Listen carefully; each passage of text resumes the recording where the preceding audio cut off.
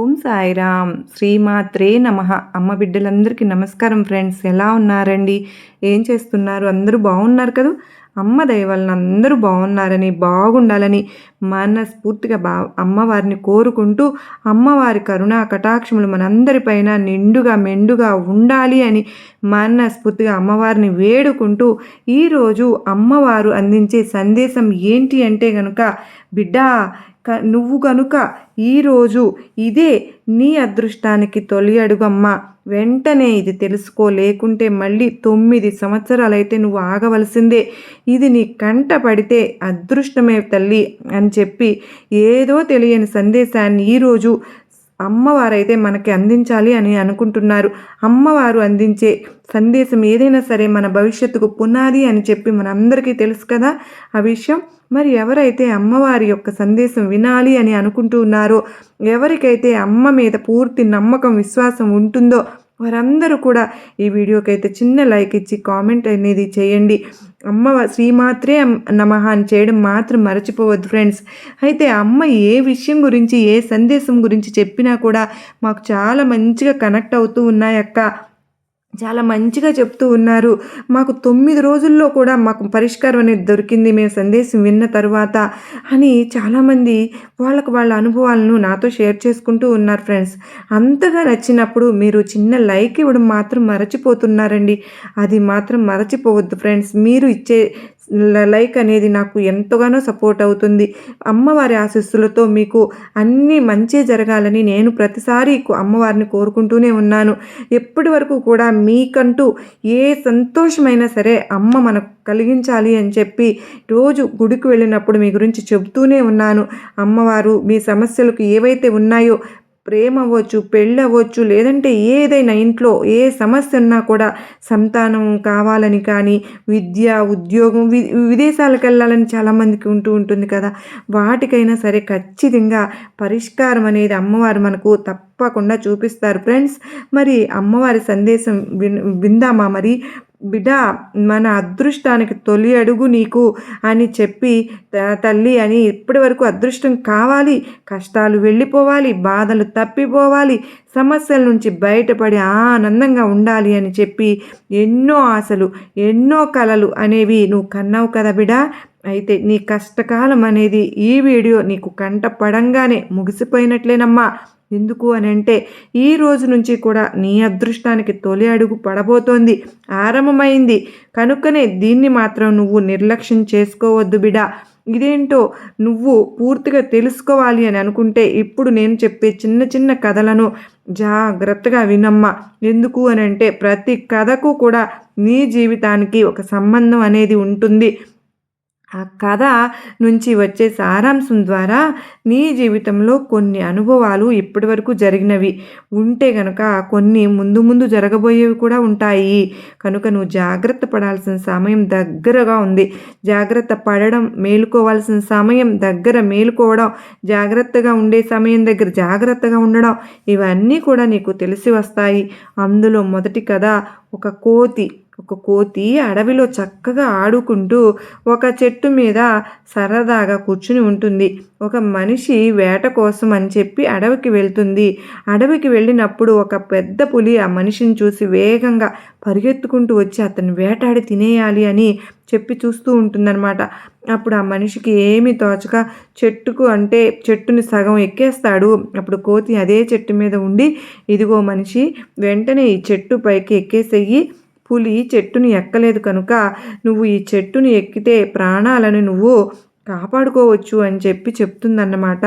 అప్పుడు ఆ మనిషి ఇంకొంచెం పాక్కుంటూ కష్టపడుతూ చెట్టు ఎక్కి కూర్చుంటాడు. ఆ పులి వెళ్ళిపోయిన వరకు కూడా అలాగే కూర్చుంటాడు. చెట్టుని మాత్రం దిగొద్దు, ఎందుకంటే పులి చెట్టు ఎక్కలేదు, నువ్వు దిగావు అంటే కనుక పులికి ఆహారంగా మారిపోతావు, నువ్వు గుర్తుపెట్టుకో అని చెప్పి కోతి కూడా ఆ పులికి భయపడి ఆ చెట్టు మీదే కూర్చుని ఒక సమయం వచ్చేసరికి కాస్త కునికిపాటు పడుతుంది. అంటే కొంచెం నిద్రలోకి వెళ్ళిపోతుంది. అది నిద్రలోకి వెళ్ళడానికి గమనించి పులి ఏం చేస్తుంది అంటే, ఓ మనిషి, నేను నిన్ను తినను, అదిగో నిద్రపోతున్న కోతి ఉంది చూసావా, దాని కిందకు నెట్టేసేయి, దాన్ని తినేసి నేను నిన్ను వదిలిపెట్టి వెళ్ళిపోతాను అని చెప్తుంది.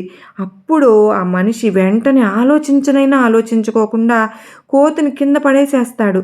ఆ కోతిని తినాలి అనుకునే ఆ పులి తినేసి అతన్ని వదిలేసి వెళ్ళిపోతుందేమో అని చెప్పి ఆశ.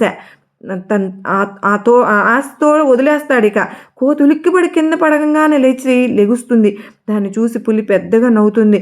చూసావా, నువ్వు ఏ మనిషినైతే సహాయం చేయాలనుకున్నావో అని చెప్పి అనుకున్న ఆ మనిషే నిన్ను నాకు ఆహారంగా కిందకి విసిరేసేసాడు. అది మనిషి యొక్క బుద్ధి.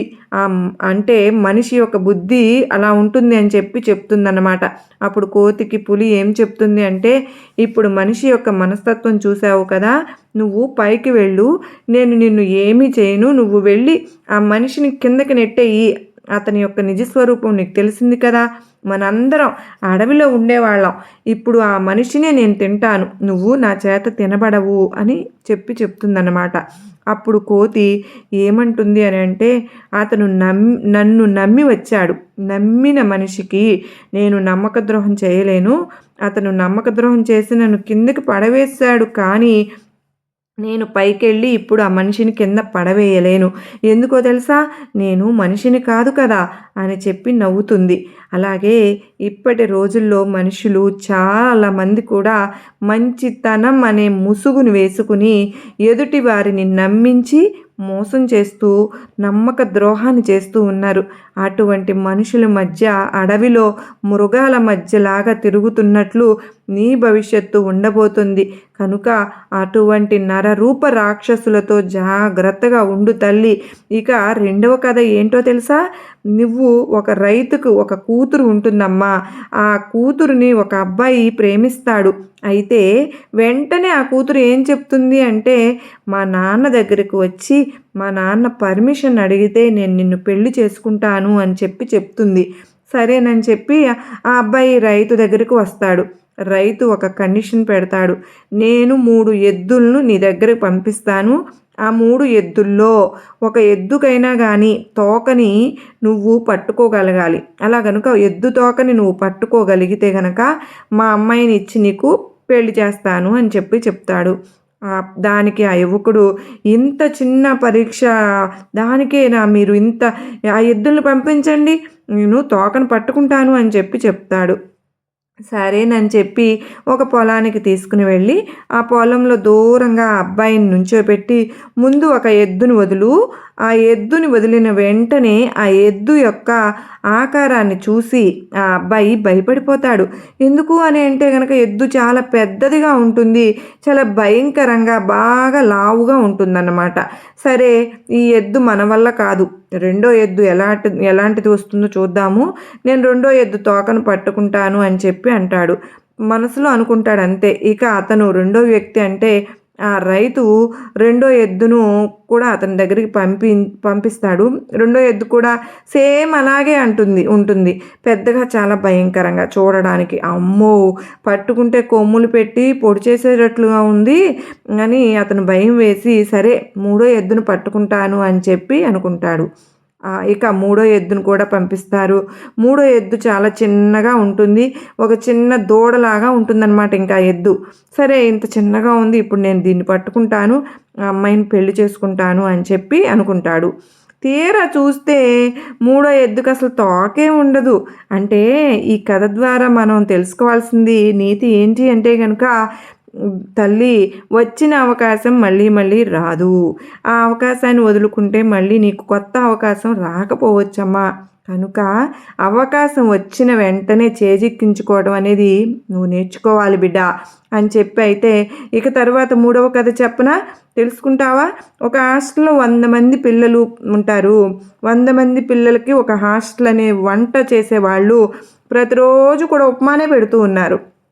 ఆ ఉప్మా అంటే 15 మందికి చాలా ఇష్టం, మిగిలిన 85 మందికి మాత్రం ఉప్మా అంటే అస్సలు ఇష్టం లేదు.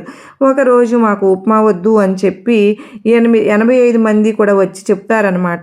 ఇక హాస్టల్ వార్డెన్ ఏమంటుంది అంటే కనుక, సరే మీరు అందరూ ఒకే చోట నుంచోండి.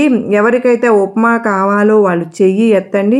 ఎవరికైతే ఉప్మా వద్దో ఇడ్లీ, దోస, అట్టు కావాలి అని అనుకుంటున్నారో వాళ్ళు మాత్రం చెయ్యి ఎత్తండి. మొత్తం ఎప్పుడు నేను ఉప్మా, ఇడ్లీ, దోస, అట్టు 4 రకాలు చెప్పాను కదా! ఈ 4 రకాలలో ఎవరికైతే ఎక్కువ మంది దేనికోసం అయితే చేయెత్తుతారో అదే నేను రేపటి నుంచి చేస్తాను అని చెప్పి చెప్తుందనమాట. అయితే సరేనని చెప్పి ఉప్మా కావాలి అని అనుకున్న వాళ్ళు ఎవరు చెయ్యి ఎత్తండి అని అంటే మొదటి నుంచి ఇష్టపడి తింటూ ఉన్నారే 15 మంది. ఆ 15 మంది ఉప్మా కావాలని చెయ్యి ఎత్తుతారు. తర్వాత ఇడ్లీ ఎవరికి కావాలి అని చెప్పి అడిగితే 14 మంది చెయ్యి ఎత్తుతారు. మిగతాది దోస ఎవరికి కావాలి అని అడిగితే 12 మంది చెయ్యి ఎత్తుతారు. ఇక మైసూర్ బోండా ఎవరికి కావాలి అని చెప్పి అడిగితే 10 మంది చెయ్యి ఎత్తుతారు. మళ్ళీ ఎక్కువ మెజారిటీ ఉప్మాకే వచ్చేస్తుంది కదా! కనుక మళ్ళీ రేపటి నుంచి ఉప్మానే చేస్తాము అని చెప్పి చెబుతారన్నమాట. అంటే ఈ కథ ద్వారా తెలుసుకోవాల్సిన నీతి ఏంటి అంటే గనక 15 మంది కంటే 85 మంది బలం ఎక్కువగా ఉంది. కానీ 85 మంది ఒక మాట మీద నిలబడలేదు. వేరు వేరు వారి మాటల మీద నిలబడ్డారు. వాళ్ళ యొక్క బలాన్ని విడిపోయేటట్లుగా చేసుకున్నారు. కానీ ఈ 15 మంది మాత్రం మొదటి నుంచి కూడా ఏది కావాలి అని బలంగా కోరుకున్నారో దాని మీదనే నిలబడి ఉన్నారు. కనుక స్వార్థంతో విడిపోవడం కన్నా కూడా మంచితనంతో కలిసి ఉండడమే మంచిది, నచ్చింది దక్కించుకోవచ్చు అని చెప్పి ఈ కథ యొక్క సారాంశమని అమ్మవారైతే మనకు అత్యద్భుతమైన సందేశాన్ని అందించారు కదా ఫ్రెండ్స్. మరి ఈ సందేశం మీ అందరికీ కూడా నచ్చింది కదూ. నచ్చినట్లయితే మరికొంతమందికి షేర్ చేయండి. అలాగే మరలా మరో చక్కని అమ్మవారి సందేశంతో మరలా మీ ముందుంటాను. అంతవరకు నమస్కారం అండి. ఓం సాయిరాం. శ్రీమాత్రే నమః. కనక దుర్గమ్మ తల్లికి జై. సర్వే జనా సుఖినో భవంతు.